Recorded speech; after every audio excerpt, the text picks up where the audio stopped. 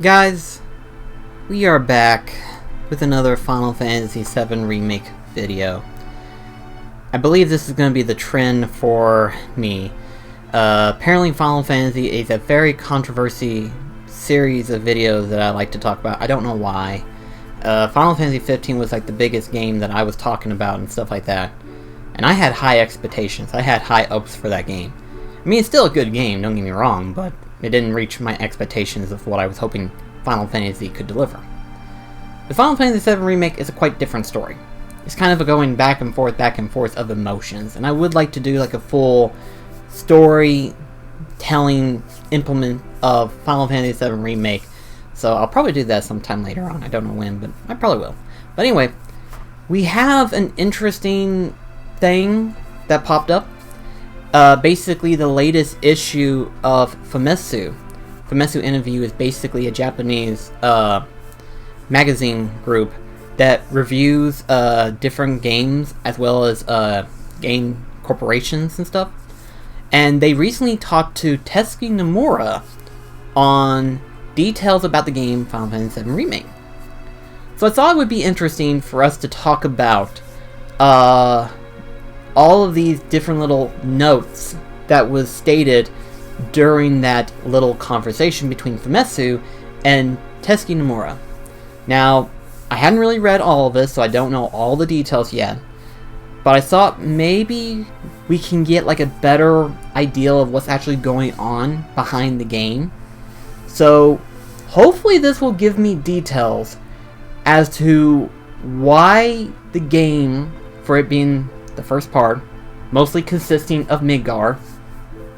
So I'm going to try to control myself. I promise I will not go into a rant like I did in the last video. But I'm hoping to have my answers when we get done with this video. Hopefully we will get the answers we need. So without further ado, let's go on to the actual description itself. Here are the noteworthy tidbits. The first one states, "The Watchman of Fate, the black mist in the trailer, are mysterious beings that appear before the party wherever they go.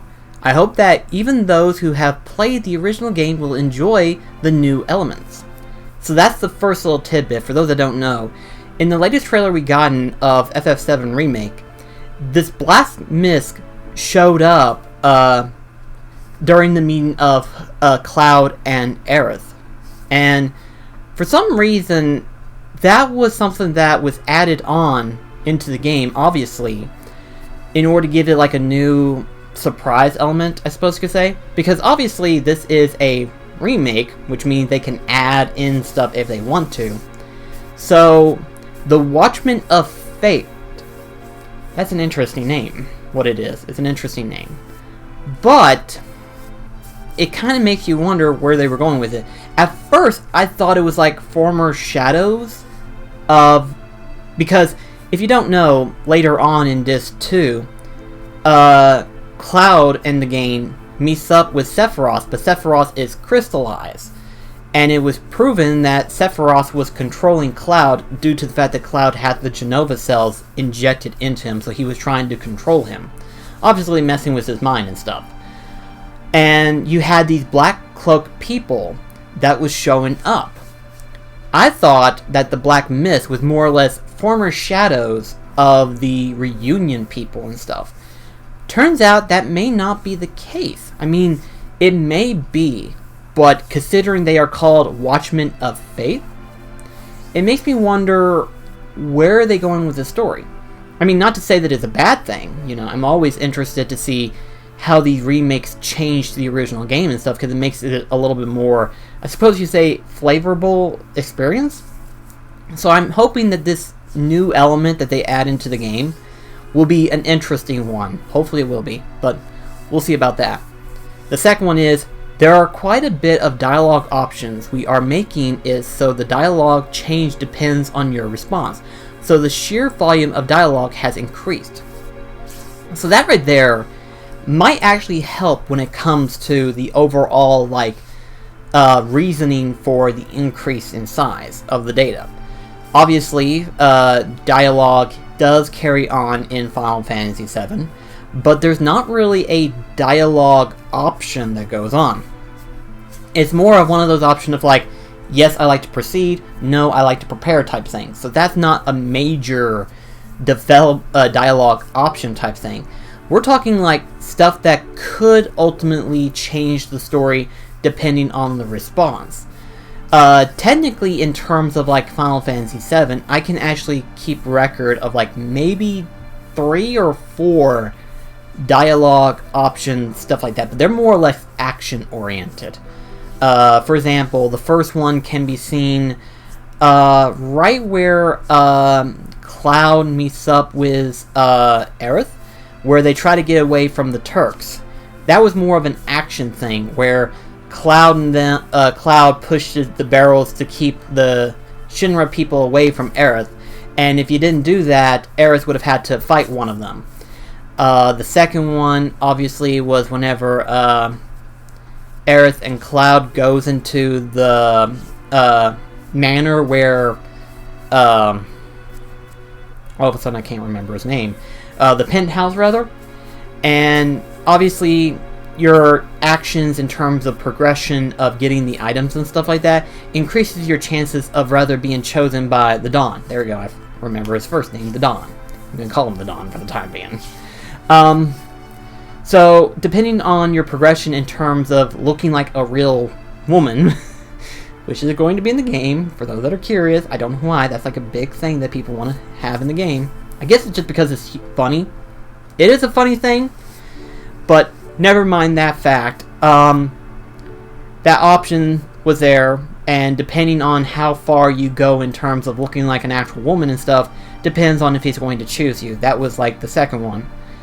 The third one I can remember, more or less, is when they go into the Shinra building. There are 2 options that you can make. Option 1 is that you can sneak behind the building to like a staircase way, and it makes for interesting dialogue. I'm going to tell you right now, that was like the funniest thing.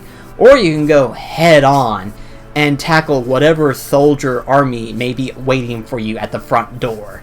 Which, that was interesting. But, to know that there's going to be a little bit more dialogue options might be interesting, you know, because that also depends on if they carry over in terms of the next couple of discs. Actually, that's another dialogue thing that I should mention as well. There is that little side quest where if you go into the Golden Saucer, you will end up going on a date with one particular character out of the party, depending on your dialogue choices in terms of talking to the characters and stuff. So that's also going to be probably one of the biggest things that's going to be added onto it, obviously. And depending on how they want to do the trophies, obviously the bromance thing might be included into the next part. Who knows? But obviously they're going to add in more different dialogue for it being the first part. So that right there might explain a little bit about the size, maybe? Not fully explain, but depending on how many sheer differences in dialogue option there is, may depend on the versatility of how massively different each gameplay experience is going to be. So it's going to be interesting to see where that unfolds. So the next one is the Bee In Crossdressing event is still in, as to be expected. We've made it more modern. Don't know what you mean by more modern. That kind of scares me. If we made the facility like we did in the original game, the physical unease would be staggering, so that was no good. Okay, so physical unease would be struggling, so that would okay, so basically, obviously, they're going to make it more modern. I don't know what they mean by more modern. It's kind of scary, but at the same time, it's going to be quite humorous, perhaps, maybe. Who knows? I mean, obviously, they're definitely not censoring the game. That's a good thing, because if you hadn't watched any late trailers of FF7 Remake, you can clearly hear Barrett and Cloud cussing at each other about the fight and stuff like that. So, obviously, knowing that the Bee In Crossdressing event have not changed, if nothing else, it sounds like it's been more enhanced. How, I don't know, but something tells me once we get to that point during the game, it's going to be funny, it's going to be hilarious, but But it's probably going to be cringy depending on the person. I imagine it's going to be one of those things where it's like, oh dear Lord Almighty. So apparently that event is going to be enhanced. How, I don't know, and I'm kind of scared. So anyway, so this one's going to be interesting right here. There are quite a few additions to the scenario. While the main story itself hasn't changed, there are a countless numbers of new events. Otherwise, we wouldn't have 2 Blu-ray discs. So that right there is a big answer for a question that I've asked. It's like, why have it 2 Blu-ray discs? And they've acknowledged it right there in that sentence right there. That was, otherwise we wouldn't have 2 Blu-ray discs. Laugh, which is Nomura's way of saying, if you get what I mean, type thing. So obviously, there are going to be some changes in terms of scenarios, and even the second sentence, while the main story itself hasn't changed, there are a countless number of new events, which means that there's a possibility that there will be new side quests, actual side quests that goes on in the main game itself. So that would probably help as to be the reason as to why the game is on 2 Blu-rays. So that right there is a clear message for me as to why it is on 2 Blu-rays, even though they are only covering the Midgar section of Final Fantasy VII. It's starting to make more sense, and I'm starting to have a better idea. This practical interview right here helps explain a lot. However, we are barely halfway through the list itself. So the second one, or the next one after that, it says, Aerith and Tifa are double heroines. One has a Western-style look and the other an Eastern-style look. I have no idea what that means. Because I can actually pull up the image real quickly of Tifa as well as Aerith. Okay, so I've got one image of Aerith, and then the other one is Tifa. Unless they mean like, because the sentence itself is very confusing. It says here, one has a Western style look and the other an Eastern style look. Are they referring to the fact of like Western as in like Western audiences like American Western, and Eastern like Japanese? In which case, maybe I can see it. Like, Aerith might be the look of a Western, and then Tifa has like more of a Japanese facial texture look to her. I may be completely wrong, I'm not sure. It's kind of interesting that they even bring that up. It's like, really? I had never noticed. It is like, unless you had mentioned it before, I would never have known the difference. I wouldn't have. To me, it all looks the same to me. As they say, it's all Greek to me. So anyway, this next one right here. We wanted Tifa to have abs. Oh dear Lord, here we go. We're going to get into a very convoluted sentence here. So she has an acrobatic body type. The ethic development at Square Enix also told us that we had to tighten her chest as not to get unnatural during all the intense action. From there, we got the black underwear and fitted tank top. Okay, well, that's an interesting fun fact. Fun fact for you guys, I do not freaking care about that, okay? It's like, no offense, I've thought that the way they designed her is pretty much on par with what I expected Tifa to look. Any more different, and I would have been very concerned as to why they went that far. You know, it's one of those things where it's like, I find it funny because technically there is actually a concern, not so much a maker's concern, but there was actually a development concern in the comic book industry where Starfire's hair kept getting longer and longer. And according to what people said in the actual studio, they asked the artist to stop drawing Starfire's hair because of how insanely long it was getting. So apparently that was the case here. They didn't want her chest to be overly natural, or in this case unnatural. But in my personal opinion, I have no problem with it. It looks fine to me. That's my thing. It doesn't look bad. It looks fine to me. It's basically what I expected Tifa to look, which is good. Alright. With the I'm going to hopefully pronounce it correctly. If I mispronounce it, I'm sure people are going to quote me. But anyway, with the emphasis on immersion and acceleration, you can fight without stress through the use of shortcuts. When you open the command menu, time slows and you can fight like a command battle. So that right there, if you didn't know, during the E3 press conference, they did an in-depth analysis on the actual game itself. And whenever I saw the in-depth demonstration of the combat, that what got me jumped on board with Final Fantasy VII Remake, because that right there told me they're fitting it up to where it fits for everyone's playstyle. You know, the fact that, hey, if you want to do it this way, you can. If you want to do it another way, that's perfectly fine. So I was like, in all honesty, that's really good to know that they understand that people want to try to keep it as original as possible. At the same time, there's a fair amount of people who wants it as action-oriented as possible. So it's good to know that they are keeping the ideal structure of who wants it more action-oriented and who wants it more strategic-oriented in the game itself. That right there told me that they actually knew what they were getting themselves into whenever they were going into the game itself. Now then, here's another one where it says here, each playable character has different enemy infamy. I think what it means is attribution or something like that, or weakness per se. So I'm not sure, but I think what it's referring to is like each character, despite the fact that they're all one party, they're going to have different weaknesses to each other. Cloud being able to wield the Buster Sword, he's going to be probably a little bit slower. Then you got Barrett, who's basically a gun-wielding person. He can only shoot far-range distances. And then you got Tifa, who's basically a hard-hidden melee fighter. And Aerith is obviously going to be the mage of the group because she can actually use... she's basically an enhanced healer based on her limit breaks.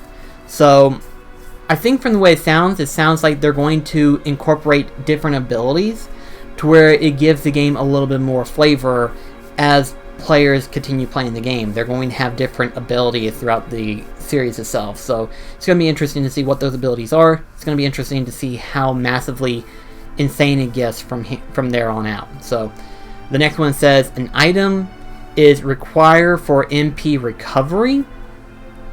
I'm not sure what it means when it says that. Like, does that mean you have to equip a ether? Like, not so much equip it to use it, but equip it as like an accessory attachment to help accelerate MP recovery and stuff. So I'm not sure what it means by that, because obviously from the way it sounds, the ATB gauge is used to help use abilities, and you can restore the ATB based on your influence on the normal attack itself. Every slash helps build it up. So I'm guessing by every slash, not only does it refill your ATP gauge, but it also helps refill your MP gauge as well. Because not only do you have the ATB, which is your usage consumption, but also your MP in terms of how much magic you can use during battle and stuff. So it's going to be interesting to see where it goes from here.